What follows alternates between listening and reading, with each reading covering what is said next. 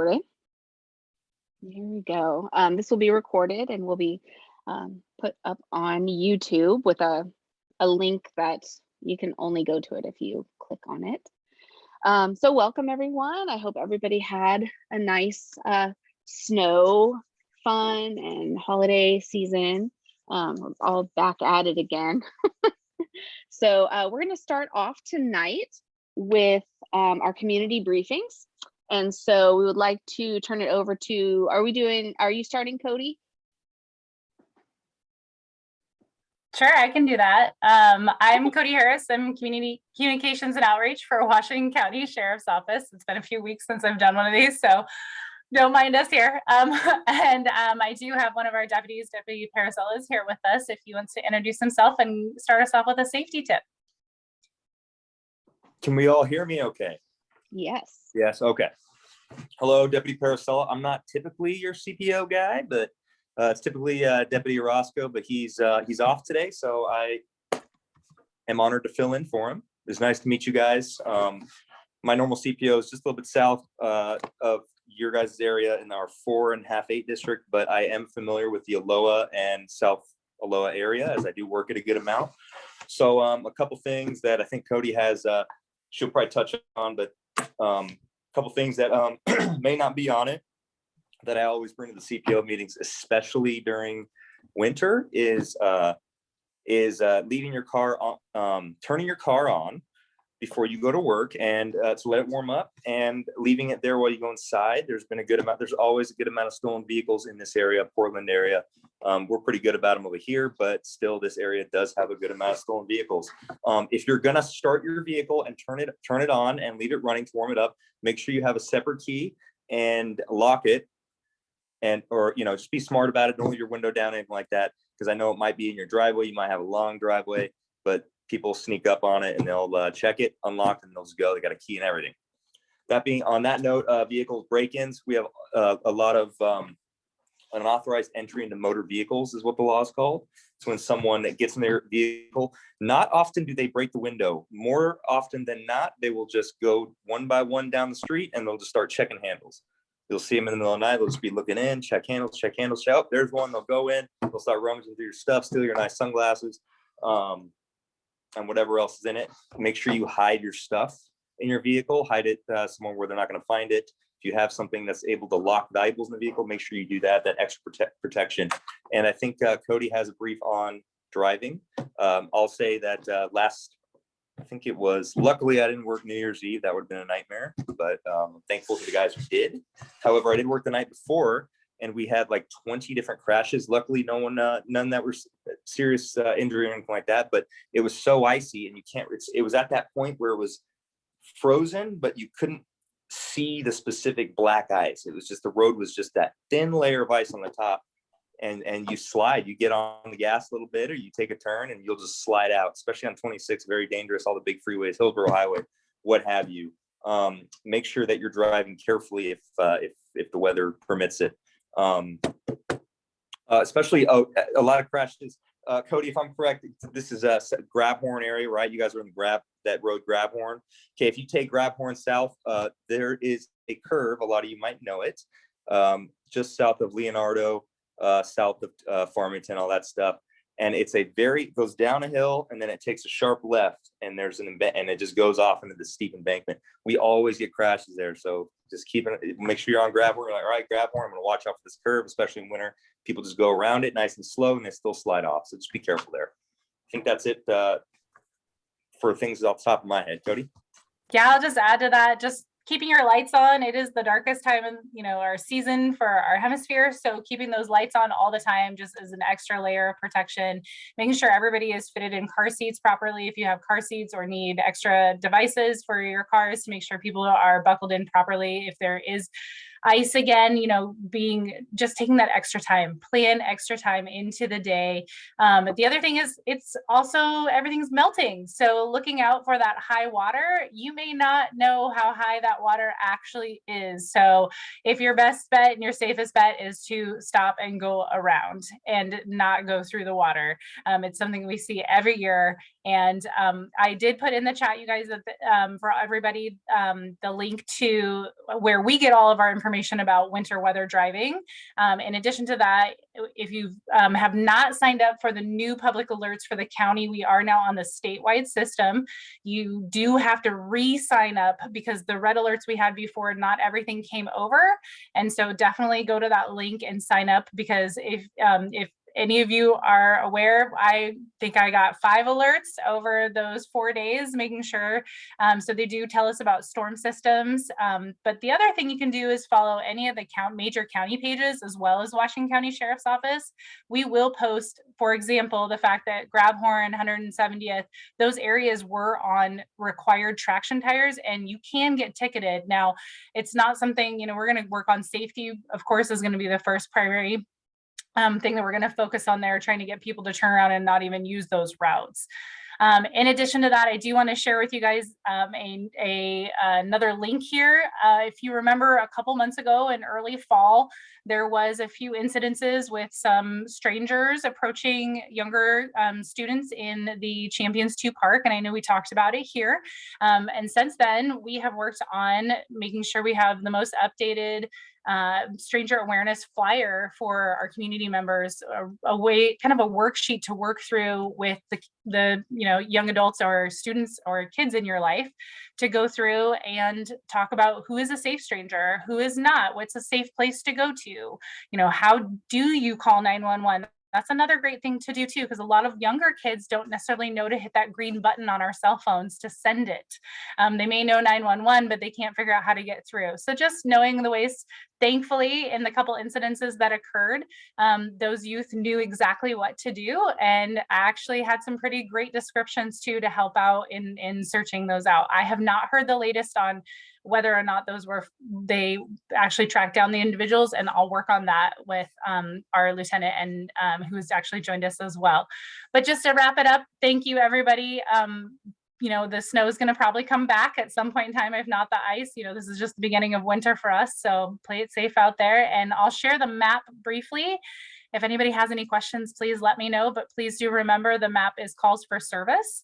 So these are not convicted crimes. These are the calls that have come in, and it is for the month of December 2021. Do you all have any questions for the 3 of us?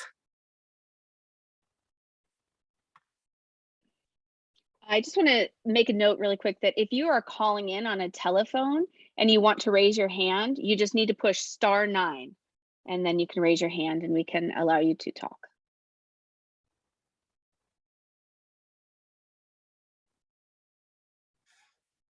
So there's still quite a few red theft calls coming up there. And like Paracella had told us, earlier, a lot of that is still coming through from those kind of grab and go 9 p.m. routine. We talk about it every single month, but it is one of the best ways to just make sure your doors are locked, lights are turned on, and making sure that when you do have those video captures that you're reporting those, because that does help. For sure. And Nextdoor and other, places like that, we don't necessarily see those reports. So I'm definitely making sure to contact non-emergency or on the online reporting. Yes, Deputy. Sorry, I didn't want to interrupt anything, but yeah. While she was talking about that, I don't know, Cody, were you getting to the packages thing? Oh, go for it. Yeah, so I know Christmas is over, but I am an avid Amazon shopper. I don't think I've been to a physical store or the mall in probably about 4 years now. Everything is online, and luckily at my own residence, my front door is covered so people can't see from the street. Please, please, please, I know Christmas is over, but please make sure that you have a way to maybe make a note when you buy packages, have something where it's not just visible, because package thefts are still extremely common. And she mentioned cameras. Every time I do a CPO meeting, as Cody mentioned, or as Cody knows, I talk about the Ring camera. You don't have to get Ring. Ring can get a little pricey, but they are an invaluable tool to not only help us, but to, someone, if you're a victim of some kind of crime, stolen vehicle, like we talked about the steamers earlier, the cars left on, break-ins, anything like that. These are exceptional tools to help us investigate and subsequently, hopefully, catch these people who are doing this. I have the Ring myself. I have multiple cameras. Some of them are wireless, so you can just get good batteries for them and bolt them in your wall. Of course, the doorbell cams. But I always recommend that, especially living in the rural area. We go to calls all the time where some drunk drivers crash into someone's yard and they take off on foot. And a lot of times these people have these perfect cameras and it shows the person perfectly. So they're really good tools. So that's all I got for that. Thanks. And Ronald, I saw your question. Yes, both. I said lights twice. Once being to use your lights for your vehicle 24 hours a day. It's a great during this time of year, just an extra safety precaution. But yes, also having lights around your house is also a great deterrent, because if somebody can be seen, they may be less likely to go after a catalytic converter or to try the door handles if it's a very well lit surrounding to your house. And if you ever have questions about that, I can definitely help. Great, thank you both. We're going to put the stranger awareness flyer up on our Facebook page because I mean, I have kids and I know we were just talking about that. That is so important. I think I had never thought about them not really knowing what to do with their cell phone. So thank you for that, Cody. Absolutely. And thank you, Have a great Deputy, day. for being here with us tonight. We appreciate that. Yeah, absolutely. I'll hang out for a couple minutes in case anyone has some last minute questions. Great, thank you. All right, Tim with THPRD. Are you ready for your update? Is Tim there? Oh yeah, there you are. Hi. Well, hello and Happy New Year to everyone. I'm Tim Bonham. I am in the Design and Development Department for Tualatin Hills Park and Rec, and I will give the announcements for January. We have a walking museum. A walking museum is coming in partnership with Five Oaks Museum. THPRD is hosting a walking museum from mid-January to July. The interactive exhibit will highlight Latinx youth activism through a historic 2016 student walkout. Winter trail conditions. Staff continue to monitor and respond to hazardous trees in natural areas and in trail corridors. If you see a tree that has hanging limbs or looks unsafe, please fill out an email us form on our website or call one of our maintenance supervisors to report it in. PCC Rock Creek Dog Park survey. We have a survey open on a proposed change to the dog park that will allow for 2 separate year-round large and small dog areas. Please take the survey by January 15th. That is on the Rock Creek Dog Park website. New multi-purpose sports court at Mountain View Champions Park. A virtual community meeting was held in November to review the proposed concept plan and receive public input. Based on the results of public engagement, pickleball and futsal were the preferred sports court markings. To view the concept plan and additional project information, please visit the project website. Pointer Road Neighborhood Park. THPRD is planning a new neighborhood park off Southwest Pointer Road in the West Slope neighborhood, which is just east of West Sylvan Middle School, just south of 26. A project website will be available soon for you to receive project updates and be notified of events and opportunities to provide input on this new park. Construction is anticipated in 2025. And Beaverton Creek Trail, the board has supported moving forward on phase 2 of this project. Phase 2 is expected to begin in this year in 2022 and will include the preparation of construction documents, right-of-way acquisition, permitting, and trail construction. And more information can be found on that project website as well. And Tualatin Hills Nature Park update, Clean Water Service sewer construction project is on pause for winter. Some trails have been temporarily rerouted. A new boardwalk overlook at Big Pond can be accessed via Big Fir Trail. And as far as events for this month, on Wednesday the 12th, we have our virtual regular meeting of the Board of Directors at 7 p.m. And then on Tuesday the 18th, we have the 3 advisory committee meetings. We have the Programs and Events Advisory Committee meeting at 6:30. And then both the Nature and Trails Advisory Committee and the Park and Facilities Advisory Committee will be going on in tandem at 7 p.m. that evening. And that's what I have for you for today. Does anybody have any questions for me? Oh, I see that question. Can chips be added to the HMT trail northeast of softball field 2? Yeah, Ronald, actually, I don't think you were here last month. Our Nature and Trails department is actually going to be working on that this month. So they will be putting new chips down on the trails around that campus. When is Harmon Swim Center opening?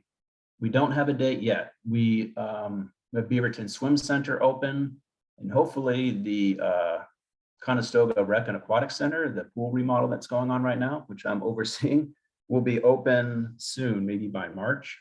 We're hoping to have that open again to the public. And Raleigh Hills is still open right now. It's heated. Great. Any other questions for Tim? Oh, there we go. Steve asked a question about anything new about Miller Hill Park. That is another neighborhood park that is on the list. There's nothing new at this time. We're still looking into when we're going to start that park.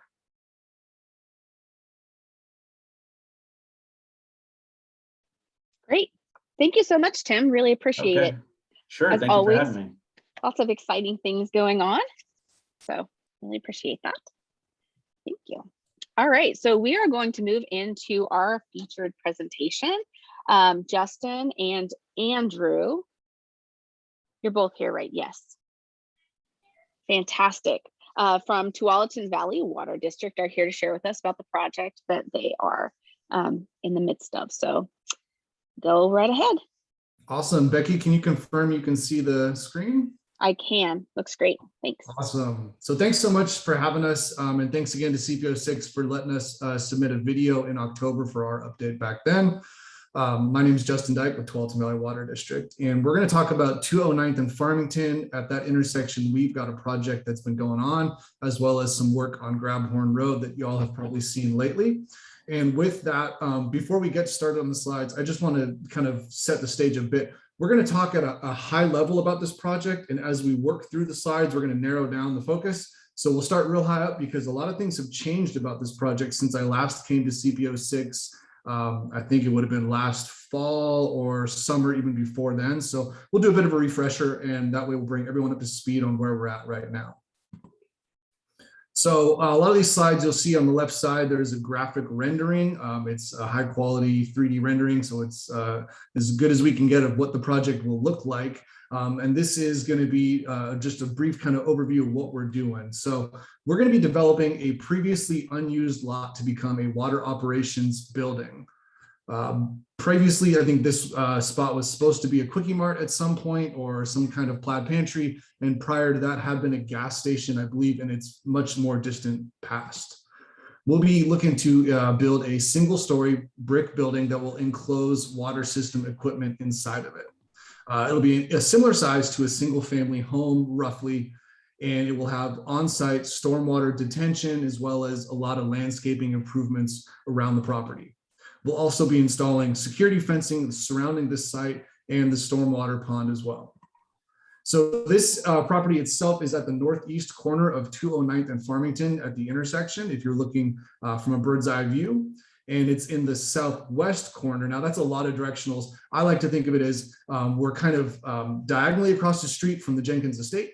And if you were looking at the rendering on the left side of the screen, the building we'd like to put up there is going to be closest to the signal light for like the crosswalk and that kind of stuff. We'll have some access vaults in the northwest corner. We'll show a diagram of that in a couple slides.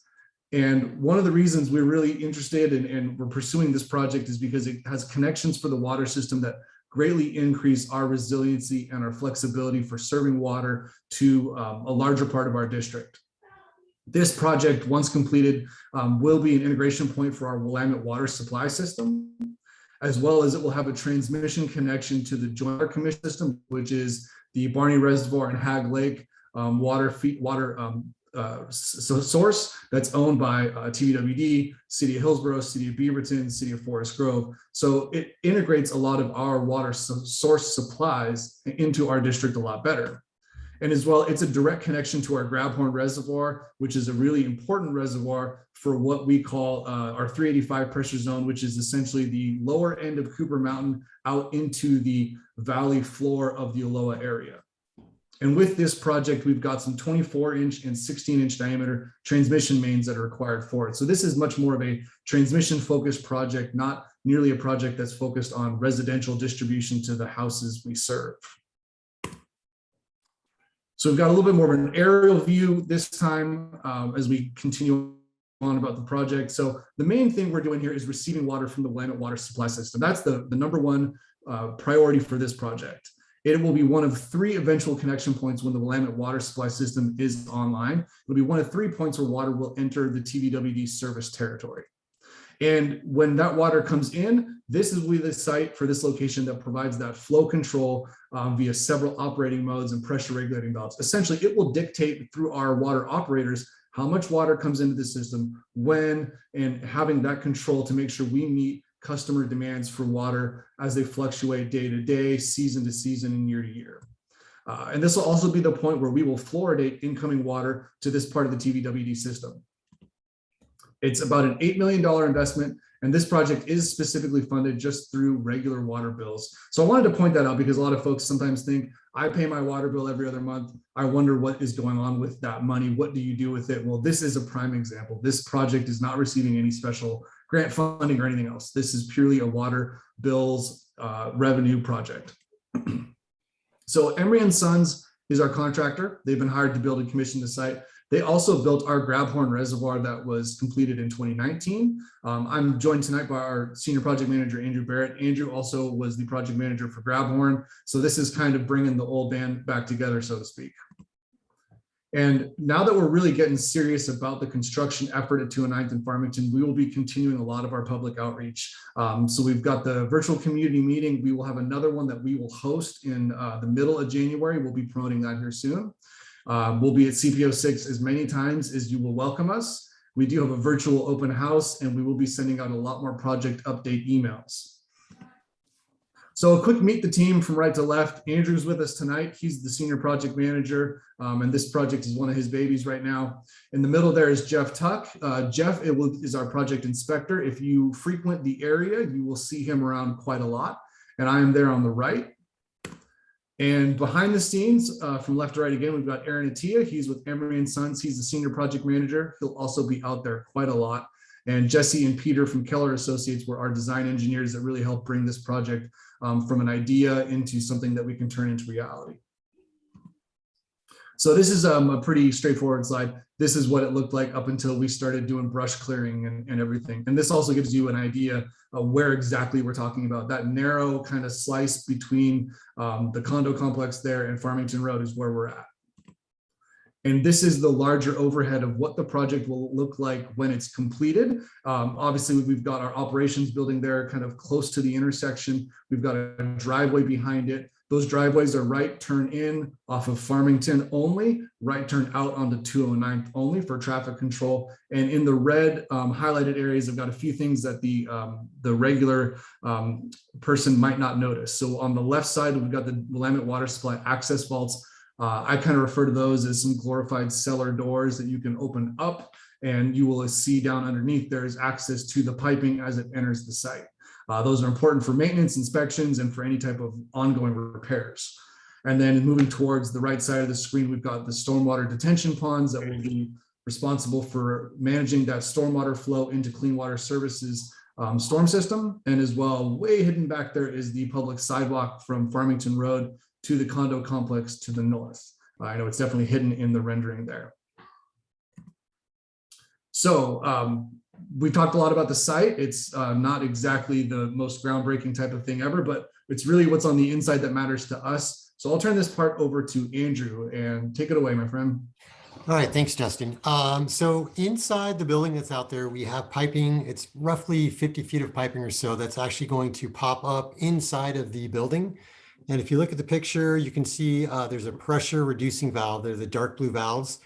We're going to have one of those in there that actually drops the pressure down to an acceptable level to enter into the district's water system.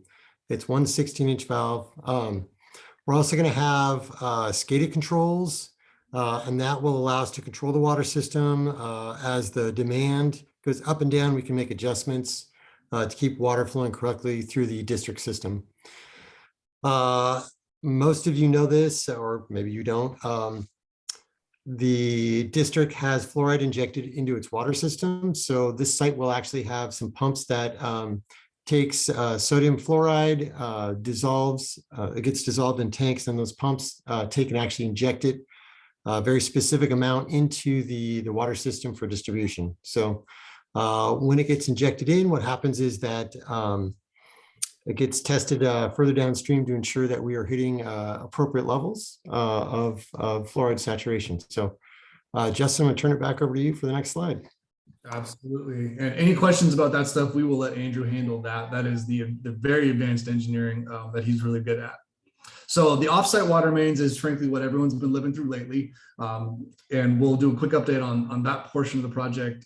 We're essentially installing these water mains to get that water as it goes through the 209th and Farmington corner into the distribution system. So we've got a 16 and 24-inch diameter water mains that have crossed Farmington Road, and they connect to some existing water mains that serve our Farmington area, that Aloha Valley. And we've also got it connected now to a 24-inch main that went uphill on Grabhorn Road up to Leland, connecting to our Grabhorn Reservoir. And the existing 24-inch main under Leland Drive was installed when we did the reservoir. That was a pre-planning portion when Andrew was running that project, because we knew we didn't want to tear up that road twice in short time span of essentially just a couple years later. So we've had a 24-inch water main sitting under that road with capped off and ready for this project since 2019, and now we've connected to it. Initially, one thing we wanted to discuss at this point is initially this project included a lot of offsite piping all the way to the top of Cooper Mountain, right across the street from the nature park. We have a future project on Kemmer Road we'll discuss in a couple slides that will connect a couple of reservoirs between TVWD and the city of Beaverton. And that project is allowing us to do a lot of scope reduction for the offsite piping, which is why instead of going all the way up to the top near the nature park, we only needed to go up from the intersection of Farmington and 209 up to Grabhorn Road, which is a relatively short distance. So let's talk about the current status of those offsite water mains. 95% of that work is complete. We've made a lot of progress in the last couple of months. And just this last week, or these last few days, I should say, our inspection team has done pressure testing and disinfection of those pipes. And we'll be getting water quality samples out of those pipes in the next day or so. And one thing to be aware of is that permanent road restoration from that offsite piping will be this spring, really due to weather dependence. We need about 45 degrees and warming and dry, which, as we all know in Oregon, can be a tough window to hit sometimes. So there will be traffic delays still during work hours. We're allowed to be in the road from 8:30 to 3:30. There'll be lane closures controlled by flag crews when we do need to be out there, which will hopefully be less and less in the coming weeks. There'll be a moving work zone depending on what the crew needs to be doing. They're still working in the area of Leland and Grabhorn every once in a while, but we do expect delays during that 8:30 to 3:30 window. And as a reminder, this is open trench pipe install. So anytime we are working in the area, is going to be significant noise from the saw cutting and digging and equipment. And again, work is continuing at that intersection of Grabhorn and Leland during those work hours to wrap up all the final connection points between the existing 24-inch water main and the newly installed one. And this stage of the project is when we are most impactful to traffic. Once we get exclusively on site at the 209th and Farmington project location, we do expect to be a lot less impactful to traffic. So one thing we want to address is what's it like to live next to a TVWD site. Full transparency here, us developing a site is when we are not a good neighbor. That is when we are most impactful to those around us. But we like to think that once our sites are developed, commissioned and operating, we tend to be a pretty good neighbor. So we have water operator visits. Certified operators will conduct a daily required system inspection inside the building. This goes for anywhere where we fluoridate water. We have to have a daily inspection per OHA, and we will do those 365 days a year. This is one, maybe two operators, and typically a single small pickup truck. It's a pretty seamless thing. It's done without any advance notice because it really is an operator parks truck outside the building and enters the building and does their series of inspections. It is pretty seamless and routine. We do have grounds teams. They visit the site, and they do exterior maintenance, and that is stuff that changes seasonally with landscaping needs. They also make sure our sites are presentable, everything is functioning correctly, signs, fencing, all that kind of stuff is maintained.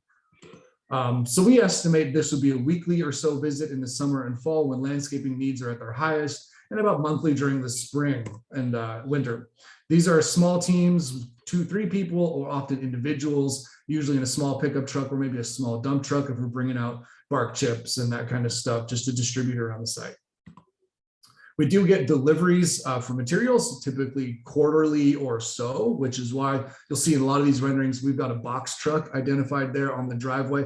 That helps give a lot of scale to the size of the building, the size of the driveways and everything. And that's also the largest typical truck we would ever need to have out on a daily routine kind of operations.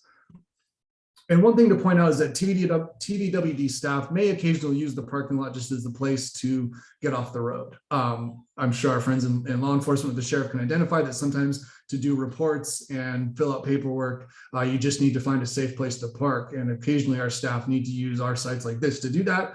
And it's also being in Oregon, it's a great place for them to sit in a warm truck and eat a lunch if they're a field crew member who then will be reporting back out into the environment for the rest of the day.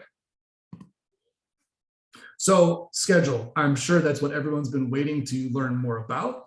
I'll be honest, this is an estimated schedule. We do have some final permitting sitting with Washington County. So as much as I'd love to give you an immediate start date, we're not going to have that information today, but I will encourage you and show you how to stay in touch with us to get that information. So starting on the left side, site prep and earthwork is about a 2-month process once we get our permits. That's large equipment like the dump truck you see there on the screen. We expect a lot of noise and vibration, and we'll be doing this to bring up the grade level of the site closer to match the roadways. You know, if you walk that sidewalk now, you can look down and you see that the property line sinks down away from the road. We're going to bring that grade level up a good amount. And then in the middle there is the building construction and on-site piping. Pretty straightforward. On-site piping will be the lining up everything we've installed under Grabhorn Road and meeting up with other underground pipes on 209th. That will be connecting to build up everything that would be essentially inside the little building that Andrew talked about, where those water mains come up above ground level. That's the bulk of what we're doing, approximately 10 months of work there. That local impact will change based on the current work, you know, whether they're bringing in water main, whether they're running electrical or other things like that. It will fluctuate a lot. And that's where you'll see your most frequent updates from us to the community via email, typically social media posts and things like that.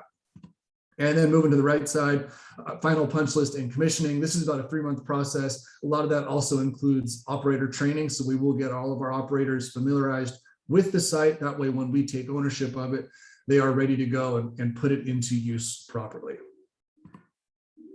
So this is just a quick bit here on the Kemmer Road project I mentioned earlier. It's a good project between the city of Beaverton and TVWD to connect 2 reservoirs that are on very close proximity to each other on Kemmer Road near the nature park. And it's what's enabled the reductions in the scope and scale for the 209th and Farmington. It's allowed us to remove the need to have a pump station on that property and also reduce the amount of offsite water main that we're installing under streets near the area, such as Gassner 190th further up Grabhorn. And it creates a secondary way for us to get water to the top of Cooper Mountain through the city of Beaverton, which is really important because that allows for us to do other upgrades at existing pump stations and reservoirs on the Cooper Mountain area. It also is a completely separate project. So once we do get more details and schedules lined up, I'll reach out with that information and a separate communication campaign for it, because it will have very different localized impacts. Although it is within CPO 6, it will be much more impactful for the folks along Kemmer Road and THPRD for their nature park access and things like that. Though always important to note, this is allowing us to have a cost savings of about $3 million on the 209th and Farmington project. And to wrap up real quick before we start taking questions, I just wanted to throw this slide up on every way that we have to keep in touch with us. So the big one to remember is tvwd.org/Farmington. That's where our project website is. That's where our virtual open house is. And that's where you can sign up for email updates. Those are the most frequent and easiest ways to keep in touch with what's going on with the project. We also have an email address and a phone number there. Because we do work compressed work weeks at TVWD, often on things like Fridays, there's different staffing in depending on which Friday it is. So we try and give out more generic email inboxes so things can be answered quickly. And with that, I'd love to know what type of questions there are from anyone else. Great. We have a question in the chat. Will a retaining wall be built to grade to closely match the roadways? Currently, that property is very much sloped way away from Farmington. So yes, there will be a retaining wall just south of the border with the condo complex that's to the north side of us. That will be, actually, Andrew, do you want to jump in and answer that in a little more detail? Yeah, you've hit the nail on the head. There is a retaining wall that's going to be built along the north side of the project.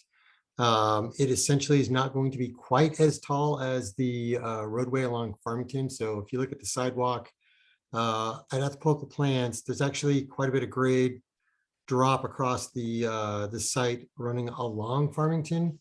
So at one end, that retaining wall is going to be higher than the other end, but it's still going to be a few feet shorter generally. That's sort of the way that the grading is going to have to work out to make the site usable. So, great question.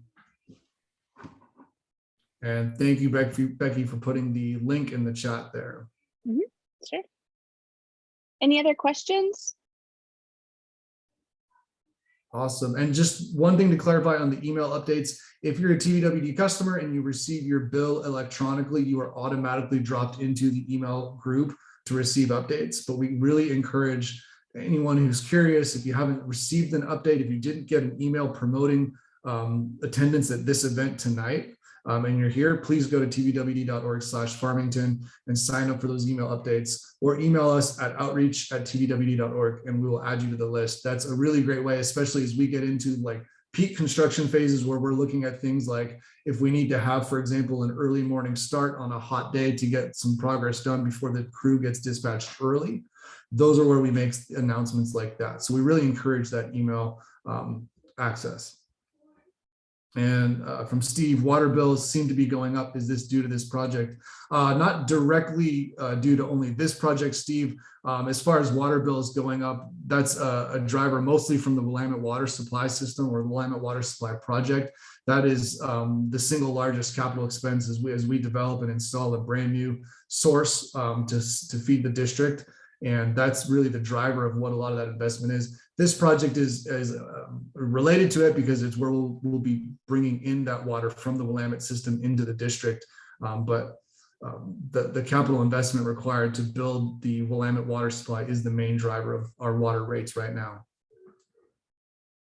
Does the city of Beaverton get the water from the same source at all, or is that a different source? Great question, Ken. So the city of Beaverton is a co-owner and a partner in the Willamette water supply. So when that project is online, they will get some water from there, but they are also a co-owner with us with the Joint Water Commission, which is Hag Lake and Barney Reservoir. Beaverton also has some groundwater capabilities that they use to augment their supply. So in a sense, while we are separate water utilities, we co-own similar sources as well. Got it. Thanks. Yeah.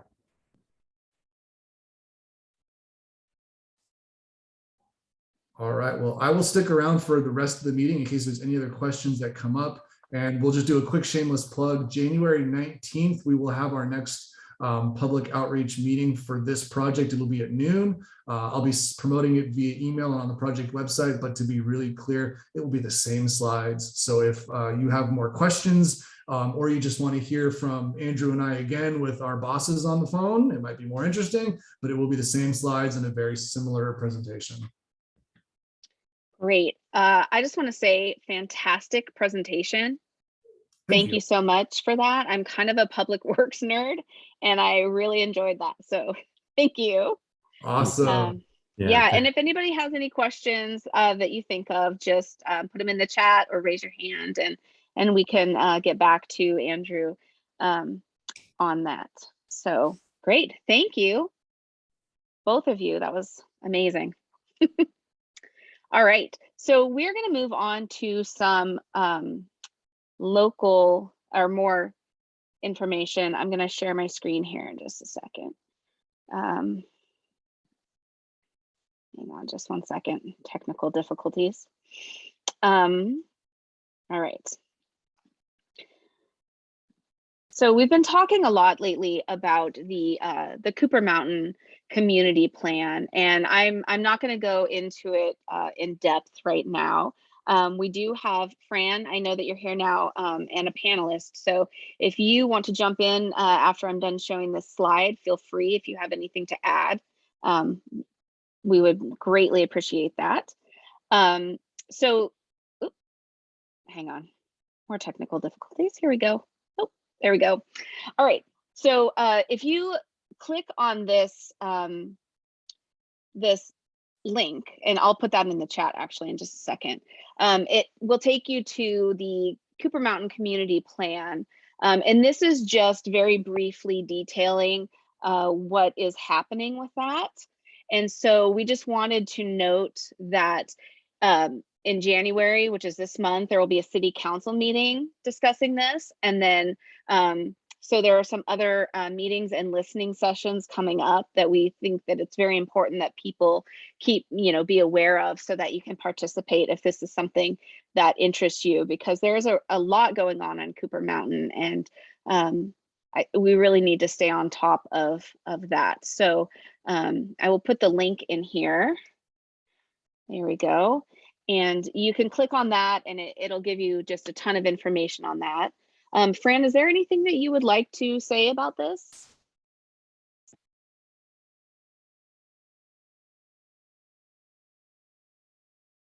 Are you there?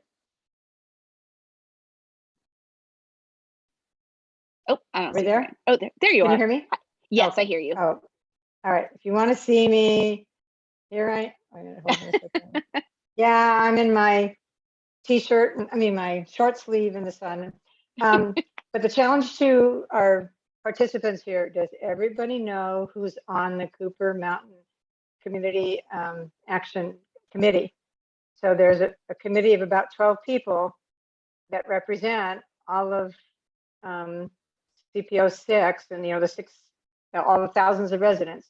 And if you have an issue, it'd be really great if you contacted one of those people that's on that list. It's listed on the website. You probably know one of them by name, and make sure that they know what it is that you have of concern, because they're the ones that are actively helping to formulate and guide the decisions that are being made. And that's the real key, is to know who's on that committee and get your voice into those people. Great. Thank you so much for that. And on that note too, we are going to be inviting Casara Phipps from Beaverton back to hopefully give us an update on the Cooper Mountain Community Plan. Hopefully that will be in February, but we haven't finalized that yet. So stay tuned and we will let you know just as soon as we get that finalized. So hopefully February, if not, then March. So great. Thank you so much, Fran. I appreciate you popping in unexpectedly. You didn't know I was going to do that. So thanks for being a good sport. All right. The next thing that I really want to bring to your attention is that there's going to be a public meeting. It's a virtual meeting, and you can see over here the link, and I'll try to get that in there too.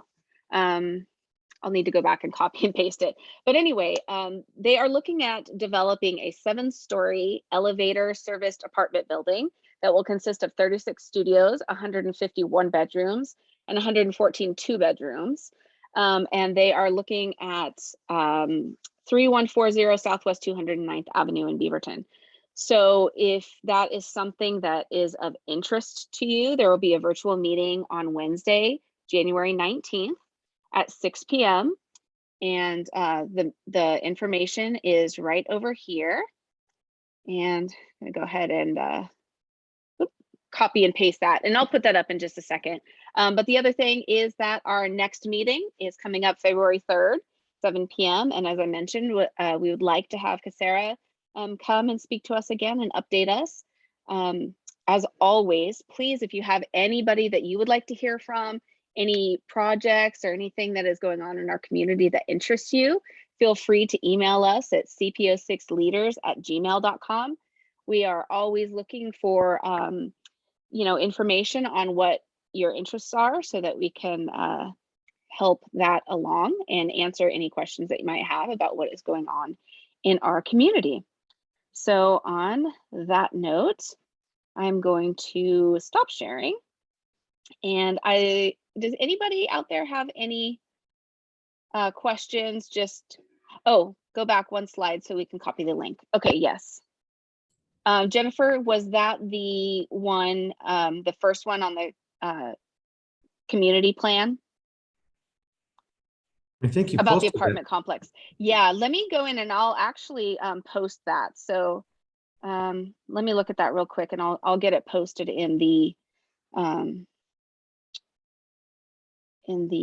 chat. So then it'll be a lot easier for you to grab that. Actually, I can post a few things here. So, all right. So that is the link that will take you to the meeting. But I also want to share just a little bit more in here so that you can copy that down as well. Sorry, it's taking just a second here.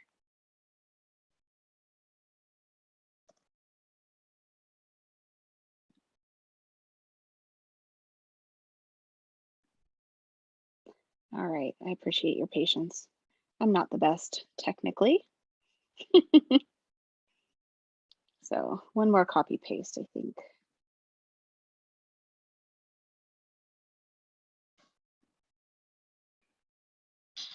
All right, and then this is going to be the location.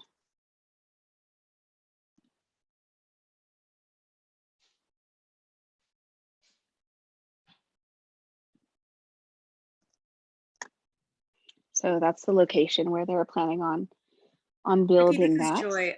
Do you know if they have a project website for this? Because if there was, I didn't catch that when I was taking my notes on that slide. Not that I know of. They just linked me to the city planning website. But I may be able to come up with an email. So okay, that'd be great. Thanks. Yeah, let me grab that real quick. Let's see here. Oh, here we go.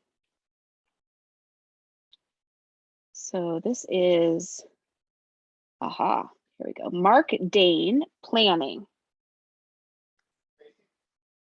And if you email him, I'm sure he can give you lots of information. Great, thank you. Here we go. Put that right in here. Did that come through okay? It's a little messed up, but is the Polaris project for low income housing? That I don't know. It doesn't say that in the information that I received that I can remember, but I will double check that really quick. Let me see. Yeah, don't quote me, but I thought from one of our other meetings, I heard that it was, but I'm not. It was. Yeah, but I'm not 100% sure, but I thought I heard that. So. Okay. Let me see here.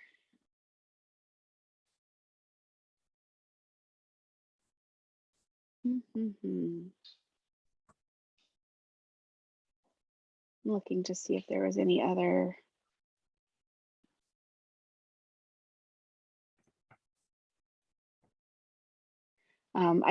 Let me share this really fast.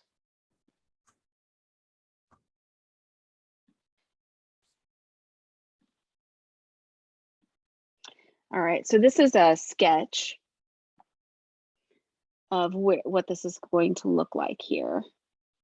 And it'll be right there. I wish I could zoom this. Don't really know how to do that, but. So this is what it's going to look like here with the driveways, the road, and then the different buildings around there. Do you know what direction north is on that? I do not.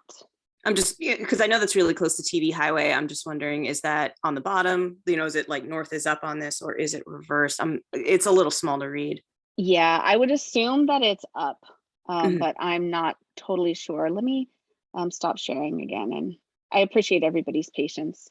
Like I said, I am not the best. Couldn't see that street name. Oh, hang on a second. Let me see here. What I was trying to grasp is, did they purchase the land where the car wash used to be too, or just where the dairy land is? That's a really good question. If it goes all the way And up to the corner or just where the dairy land is? I think it was just yeah, the farm. I live near there and I've seen the sign out there, but I'm usually only out there at night, so I haven't actually gotten close enough to read what it says, but maybe I'll take a look at that tonight. But I think it's just where the cows had been, like just that big field area. I don't think it goes all the way up to TV, but I might be wrong. I actually was just showing the wrong graphic. So I'm going to fix this here. And I actually have a PDF that I'm going to try to share in the link, and that will have more information. 300 affordable housing units with rents restricted to residents earning 60% AMI or below. So that's good to note. Thank you, Ken. You were right on about that. All right, I'm just going to share this really quick. This is the basic information that I received. And so I'm going to share this, if I can figure out how.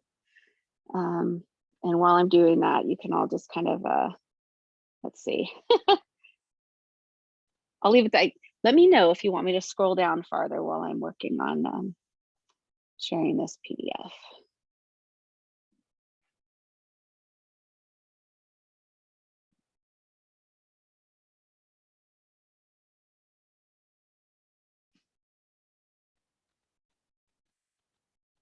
Oops, can you see this still? Yeah. Oh, okay, hang on a second.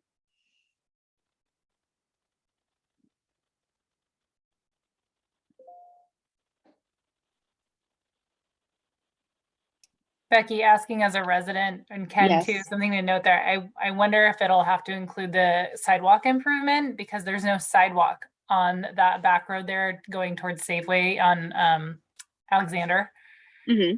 too. So that might include sidewalks too, which would be nice. Oh, that would be really nice. I'm not, if anybody is more Zoom savvy than I am, I'm trying to figure out how to share a PDF in the chat, and I'm just not seeing that option. Are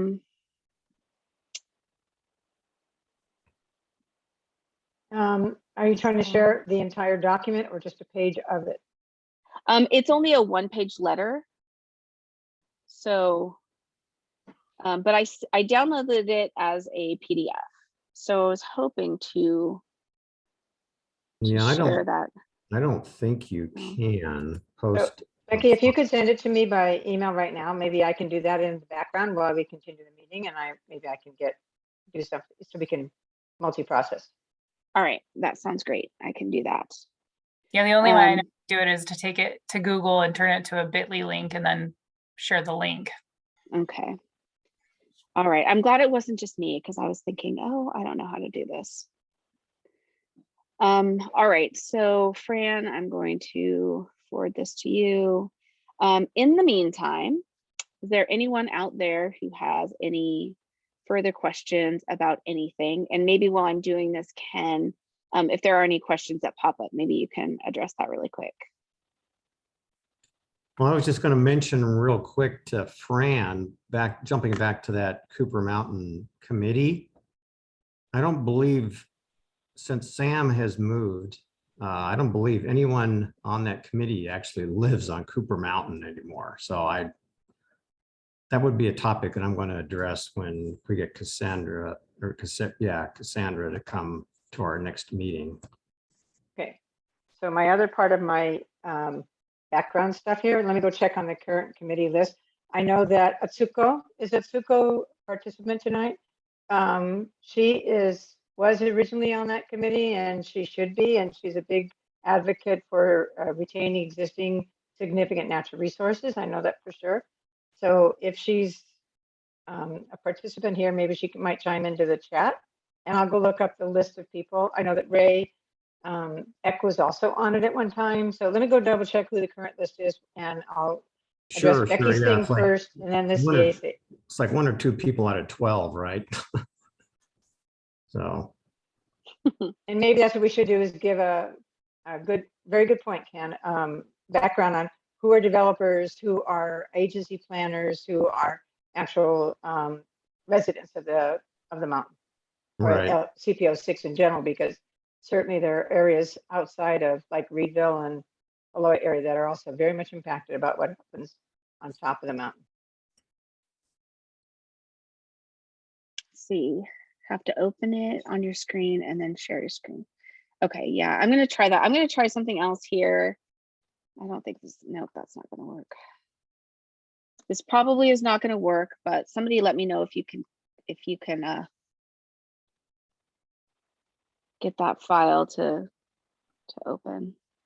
No, that's local on your computer. Okay, that's what I thought. I need my teenagers to give me another lesson.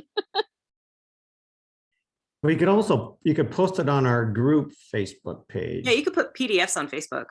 That might Yeah, be the okay, easiest. so how about this? I know a lot of people are not on Facebook. So if you want me to forward you a copy of this, then please email us at cpo6leaders@gmail.com and just let me know. Please forward me the information on the apartments, and I will do that right away.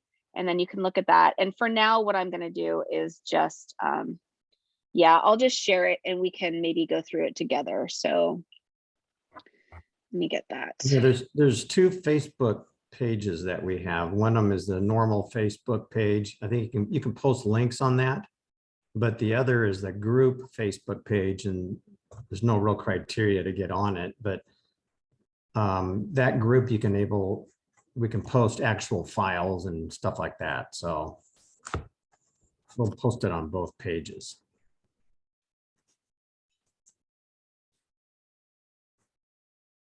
Great, okay. So here we go with this. Share this really quick.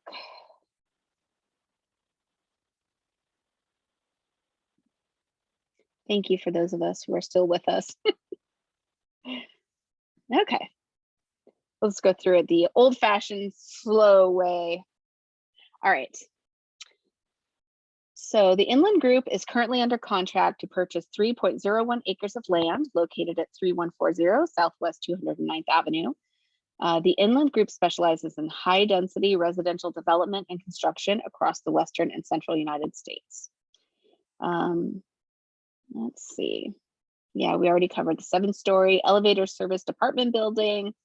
They will have a courtyard, underground parking, common area with a fitness center, business center, movie theater, and a game room. They are going to discuss the proposed development in detail at the meeting.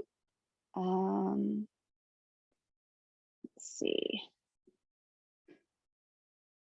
So please note this meeting will be an informational meeting on preliminary development plans. These plans may be altered prior to submittal of the application to the county. Depending on the type of land use action required, you may receive official notice from Washington County for you to participate with written comments and/or an opportunity to attend a public hearing. So here we have Matt's email address if you have questions, and phone number here. So I'm gonna, if you want to write that down quickly, I'll leave that there for a second. Or if somebody wants to type it up and put it into the chat. Actually, I can do that really quick. I got to put my glasses on to read it. Yeah, I know, I've got mine on. So his email is, let's see.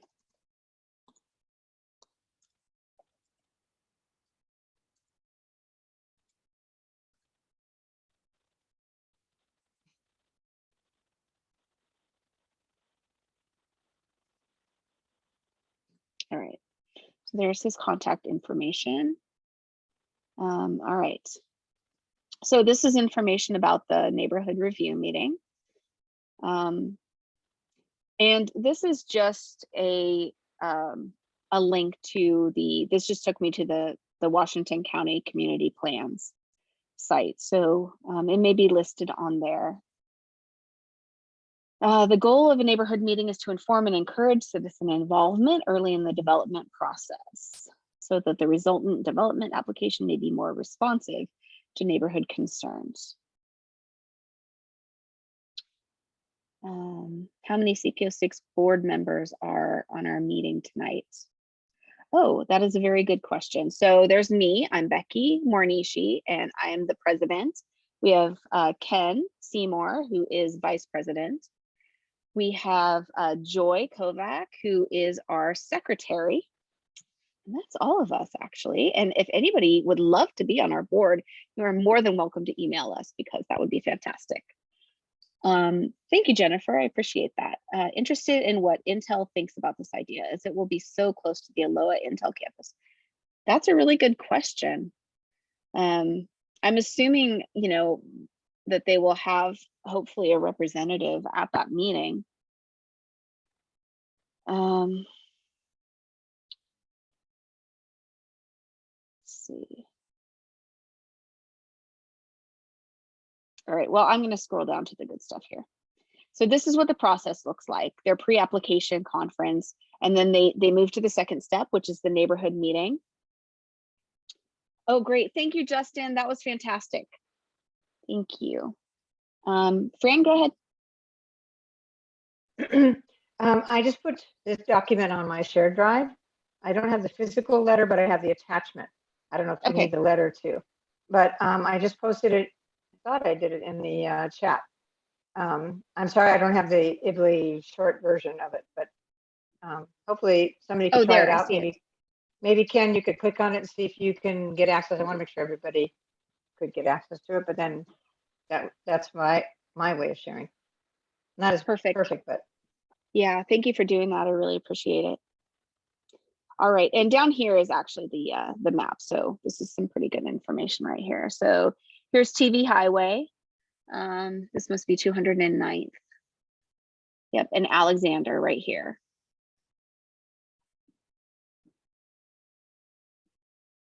Any questions that I can help with on this map?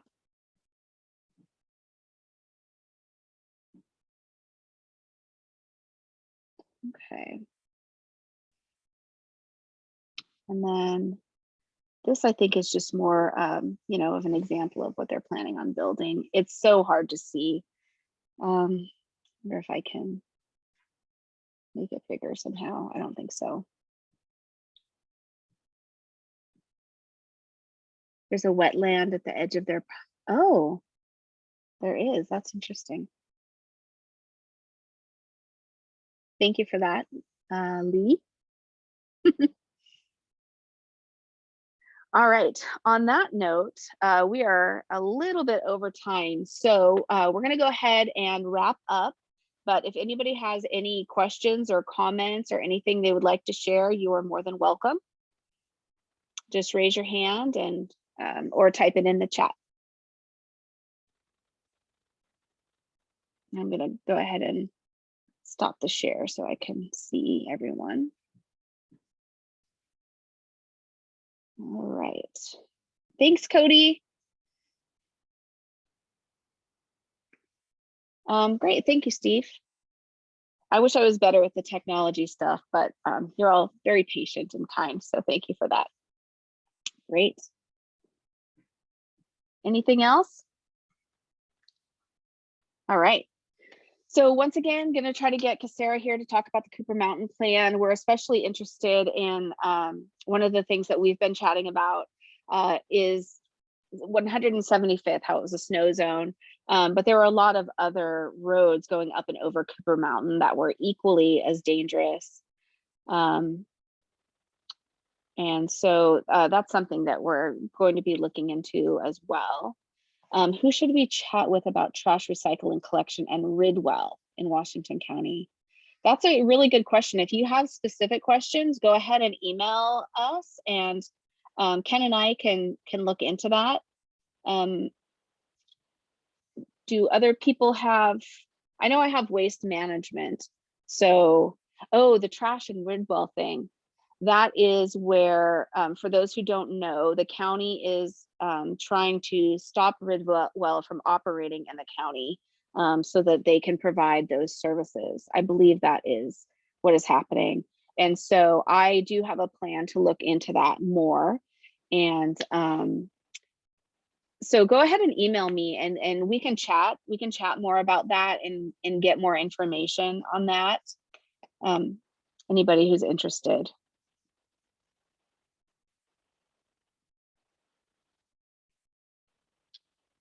Yeah, sure, of course. Yes, definitely send me an email. Yeah, and we'll chat more about that because I know exactly what you're talking about. Great. Anyone else? Fantastic. Well, this recording is going to be put up on YouTube, and I'm going to put the link on Facebook in our group and on our page. If you're not on Facebook and you'd like to access this recording, again, just send us an email at cpo6leaders@gmail.com, and we're happy to send that to you. Great, everybody. I hope you have a really nice evening and a great weekend coming up. And yeah, I guess that's it. Thanks, everyone. Bye. See ya. Really appreciate you all joining us too. It's You really bet. important to be active in our community, and just want to let you all know that you just showing up at our meeting is fantastic, and we really appreciate that. And bet. if any of you are interested in becoming more involved in CPO6, just let us know because we would be happy to make that happen. We're always looking for the help. So great. Thanks, everyone. Right. Have a good night. Bye-bye.